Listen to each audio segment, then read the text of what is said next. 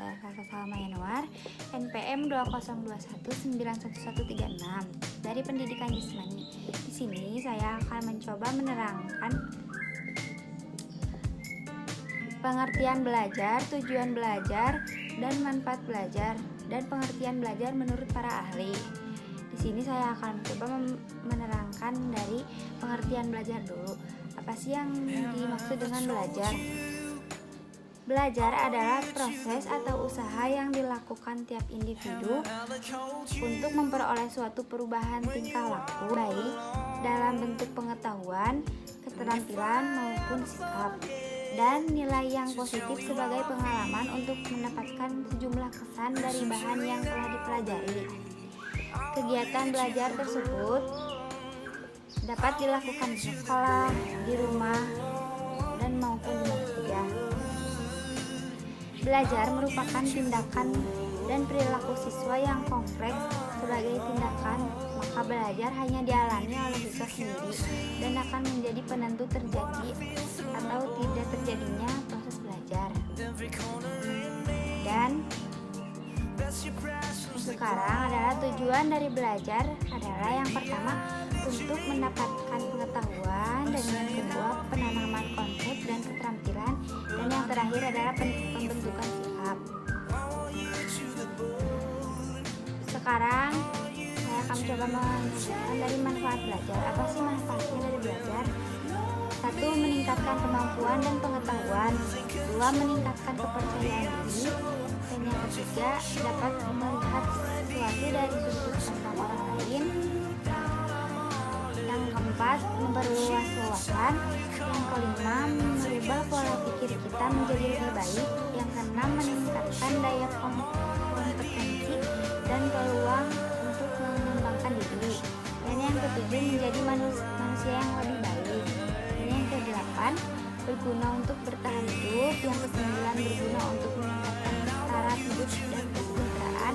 Yang kesembilan, memiliki daya analisa dan imajinasi yang tinggi. Dan yang terakhir adalah menjadi lebih kritis sekaligus berhati-hati dalam memutuskan sesuatu. Dan yang terakhir, definisi belajar menurut para ahli. Menurut Dimyati dan Mujono, belajar merupakan suatu proses internal yang kompleks, dan yang terlibat dalam proses internal tersebut adalah yang meliputi unsur efektif dalam metra efektif berkaitan dengan sikap, nilai-nilai, interes, apresiasi, dan penyesuaian prasarana sosial. Dan menurut Jamah dan Jain, belajar adalah proses perubahan perilaku berkait pengalaman dan latihan.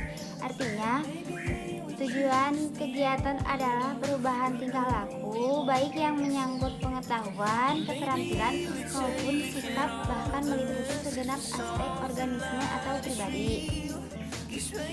Dan menurut Shilgren dan Bonner adalah belajar sebagai suatu proses yang mana suatu kegiatan berasal atau berubah lewat reaksi dari suatu situasi yang dihadapi dengan karakteristik dari perubahan-perubahan aktivitas tersebut tidak dapat dijelaskan dengan dasar kecenderungan reaksi ahli, kematangan atau perubahan-perubahan sementara dari organisme. Dan menurut Sujana, belajar adalah suatu proses yang ditandai dengan adanya perubahan pada diri seseorang.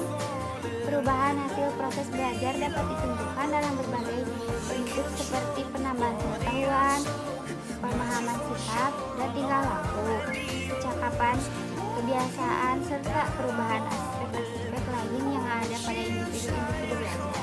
Dan menurut tulisan Hakim, belajar adalah suatu proses perubahan di dalam kepribadian manusia, sikap, kebiasaan, pemahaman, keterampilan, dan daya pikir, dan lain-lain kemampuannya. Menurut Trianto, belajar sebagai perubahan pada individu yang terjadi melalui pengalaman dan bukan karena pertumbuhan atau perkembangan tumbuhnya atau karakteristik seseorang sejak lahir. Kesimpulan dari belajar merupakan proses serta upaya sadar untuk mencari pengetahuan dan kemampuan, di mana pengetahuan dan kemampuan yang diperoleh tersebut akan bersifat permanen, kecuali jika ada masalah secara fisik bagi yang memiliki kemampuan tersebut. hasil dan tidaknya kita dalam belajar sangat dipengaruhi oleh dua hal, yaitu faktor internal dan faktor eksternal.